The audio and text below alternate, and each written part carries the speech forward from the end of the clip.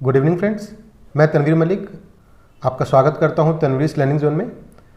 आज हम एक न्यू इनिशिएटिव स्टार्ट कर रहे हैं साइंस के लिए। अब हम साइंस को क्विज़ के थ्रू पढ़ेंगे। इसमें हम MCQ बेस्ड क्वेश्चन देखेंगे, साथ में उसके एक्सप्लेनेशंस को देखेंगे ताकि साइंस को पढ़ना आसान हो जाए।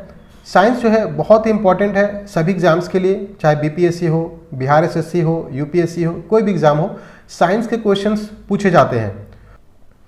तो चलिए स्टार्ट करते हैं आज से साइंस को विथ MCQ बेस्ड पैटर्न। आज का जो हमारा पहला टॉपिक है वो है सब्लिमेशन एंड लेटेंट हीट। चलिए इसके क्वेश्चंस को देखते हैं।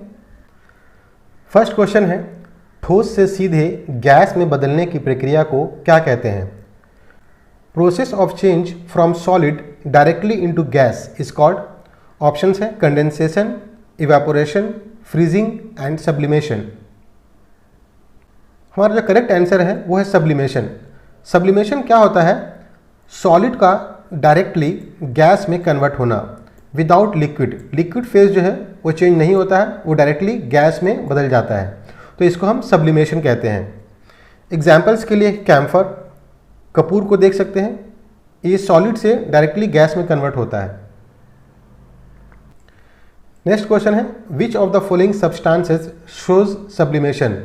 ये हमने अभी किया है। ऑप्शंस है वाटर, वैक्स, कैम्फर, सॉल्ट।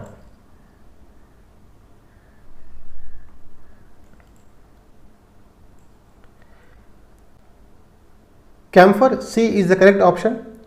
इसके साथ साथ ड्राई आइस, नेफ्थलीन, ये भी सब्लिमेशन शो करते हैं। तो ऑप्शंस में दिए जाते हैं, इनमें से कौन सा सब्लिमेशन शो नहीं करता है। तो याद रखना है कि कैम्फर, ड्राई आइस, नेफ्थलीन, ये सभी जो है वो सब्लिमेशन की प्रक्रिया को शो करते हैं।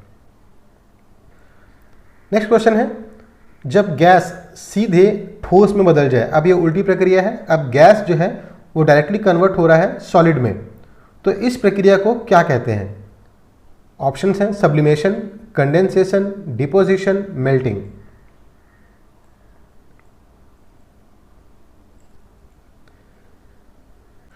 ऑप्शन है डिपोजिशन। इसको हम रिवर्स ऑफ सब्लिमेशन कहते हैं क्योंकि ये सॉलिड से गैस का उल्टा प्रक्रिया है।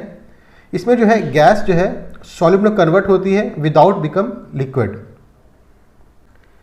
नेक्स्ट क्वेश्चन देखते हैं लैटेंट हीट से। What is latent heat? Definitions को जानना बहुत ज़रूरी है। ऑप्शंस हैं heat that increases temperature, heat to boil water, heat to change state, heat from motion. Latent heat जो होती है इसमें टेम्परेचर इंक्रीज नहीं होता है। Latent heat helps change the state of matter without changing its temperature. याद रखना है कि लैटेंट हीट में टेम्परेचर का चेंजेस नहीं होता है, ओनली स्टेट ऑफ मैटर का चेंज होता है, यानी कि liquid to gas, solid to liquid.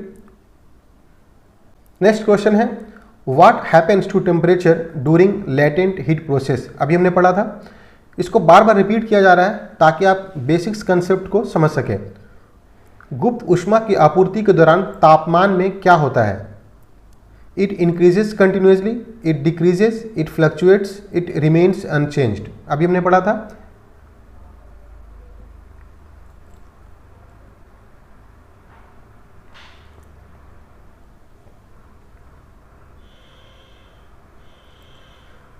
D, it remains unchanged. अभी हमने पढ़ा था कि लेटेंट हीट की प्रक्रिया में टेम्परेचर चेंजेस नहीं होता है, ओनली स्टेट चेंज होता है। Temperature remains unchange during latent heat process. तो याद रखना है कि इसमें टेम्परेचर का चेंजेस नहीं होता है। सिक्स्थ क्वेश्चन को देखते हैं, what is the latent heat required to convert solid into liquid called? ठोस से द्रव में परिवर्तन के लिए आवश्यक गुप्त ऊष्मा को क्या कहते हैं? इस तरह के क्वेश्चन पूछे जाते हैं। Latent heat of vaporisation, latent heat of fusion, specific heat, convection heat. B is the correct option. Latent heat of fusion is the heat required to convert solid to liquid, यानी कि solid को liquid में convert करने के लिए जो energy की ज़रूरत होती है, जो हीट की ज़रूरत होती है, इसको हम कहते हैं latent heat of fusion.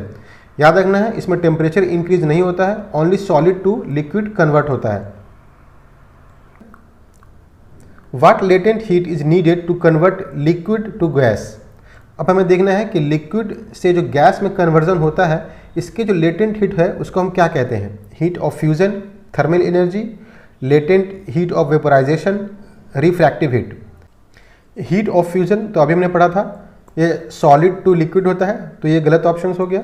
Next है thermal energy, latent heat of vaporisation and refractive heat.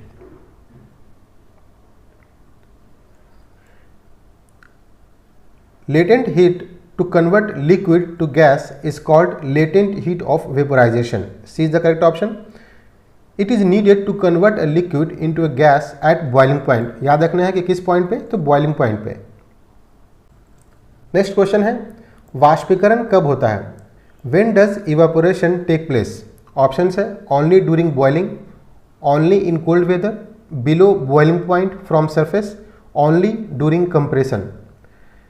Process को याद रखना ज़रूरी है, उसको समझना ज़रूरी है, तभी हम आंसर कर पाएंगे। इवापोरेशन देखते हैं कि ये सरफेस प्रक्रिया है, इसमें it occurs from surface of the liquid even before boiling point, मतलब ओनली डूरिंग बॉइलिंग, ये गलत हो गया क्योंकि ये बिफोर बॉइलिंग स्टार्ट हो जाता है। ओनली इन कोल्ड वेदर गलत, only during compression wrong.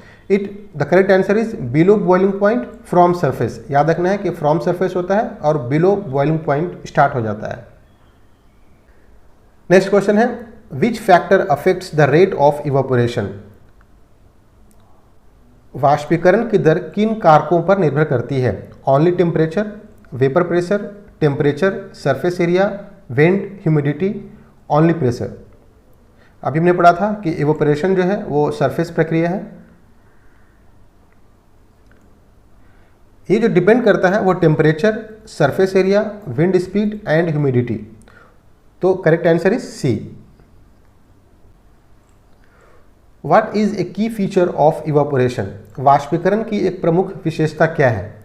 It increases mass, causes cooling, turns gas to solid, heats the liquid.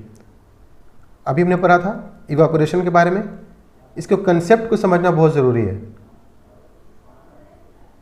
Evaporation जो है वो हीट को ऑब्जर्व करता है, या ठंडक पैदा करता है, causes cooling. B is the correct option. अगर ये वीडियो आपको पसंद आया हो तो वीडियो को लाइक कीजिए, शेयर कीजिए एंड सब्सक्राइब कीजिए।